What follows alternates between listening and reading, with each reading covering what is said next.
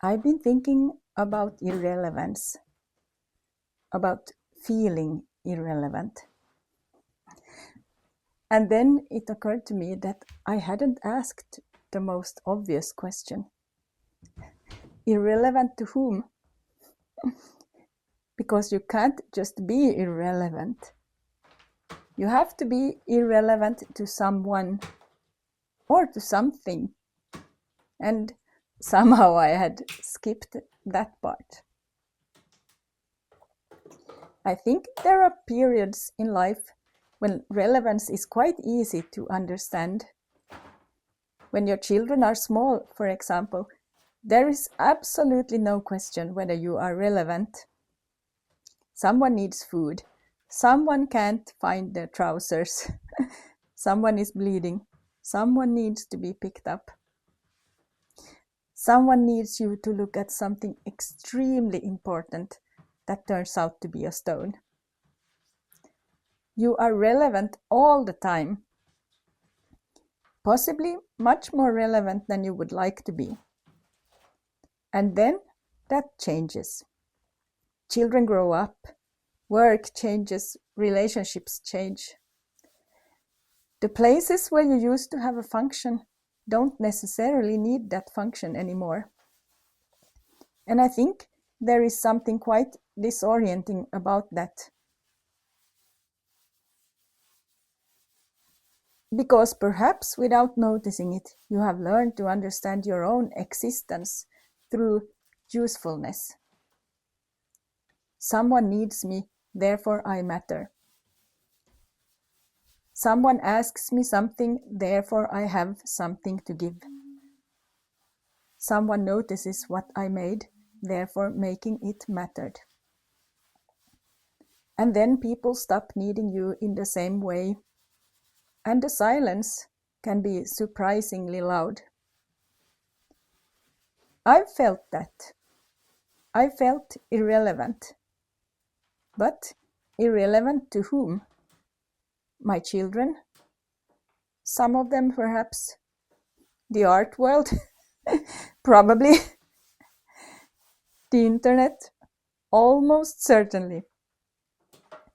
The internet is very good at making you feel irrelevant. You can put something online that took you 3 months to make and 12 people see it. Then somebody films their cat falling off a chair and 3 million people watch it before breakfast, which, to be fair, might be a very good cat. But still, it's a strange machine to use for measuring the significance of a human life. And yet I do use social media. And something has happened there that matters to me. Sometimes I say something, just a thought, and somewhere, someone I have never met says, yes, me too. And I get this very small sense of recognition.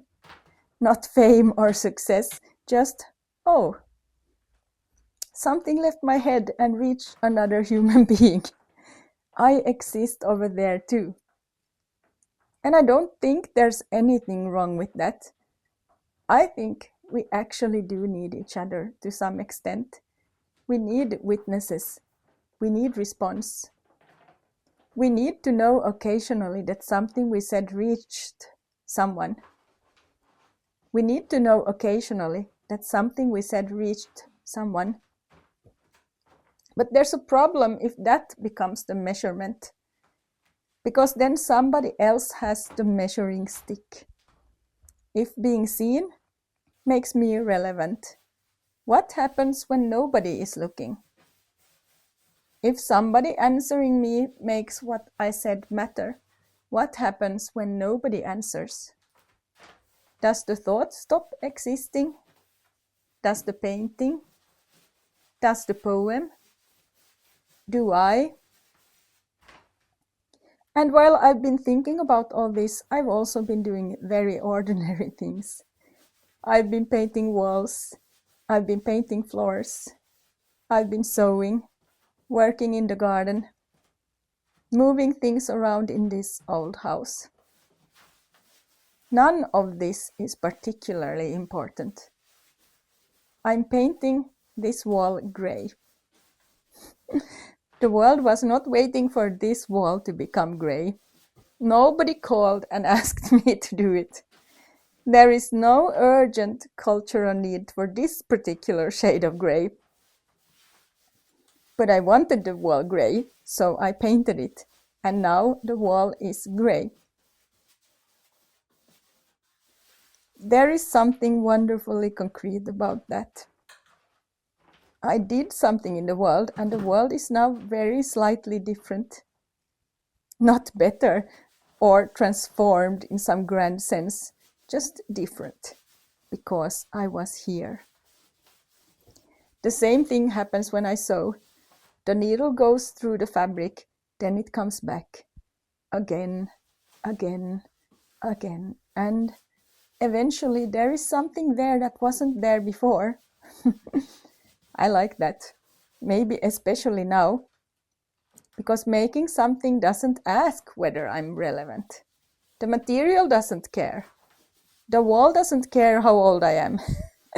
The needle doesn't care whether anyone follows me.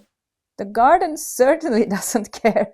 The garden has its own problems, mostly slugs, and perhaps I've been asking the wrong question. Perhaps the question isn't how do I become relevant again, because again already assumes there was some period when somebody else had correctly certified my relevance. A mother, artist, whatever. Now the certificate has expired. Maybe there isn't a certificate. Maybe relevance isn't even a particularly useful way to think about a life. I don't know. I'm still thinking about it because I don't want to pretend that other people don't matter. They do.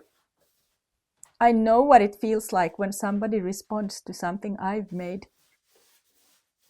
I know what it feels like when somebody says that a thought I had made them think about their own life differently. That matters to me. I want that exchange, but I don't want to hand the whole question over to them. I don't want silence to mean absence. I don't want being unnecessary to one person to mean being unnecessary. Those aren't the same thing. And perhaps this becomes particularly visible in the middle of life. There are things I spent years doing that nobody needs me to do anymore. There are roles I had that have changed or disappeared. And there are things I'm doing now that didn't exist before. Poems, paintings, videos, a grey wall, some sewing. A garden that will continue doing whatever the hell it wants, regardless of my plans.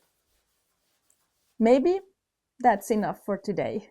Not as an answer, just as evidence. I was here. I did something. Now the wall is grey.